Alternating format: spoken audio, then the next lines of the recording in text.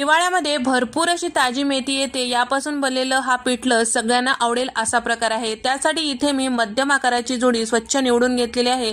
त्यानंतर त्याला स्वच्छ धुवून बारीक असं चिरून घेतलेले आहे। वाटण्यासाठी इथे मी मिक्सरच्या भांड्यामध्ये शेंगदाणे, लसूण, हिरवी मिरची, कोथिंबीर, जिरे टाकून घेतलेले आहे। पाणी न टाकता याचं वाटण तयार करून घ्यायचं आहे आणि त्याचबरोबर कपभर बेसन घेतलेलं आहे, त्यामध्ये पाणी टाकून थोडंसं गुठळ्या न राहू देता आपल्याला हे मिश्रण तयार करून घ्यायचं आहे।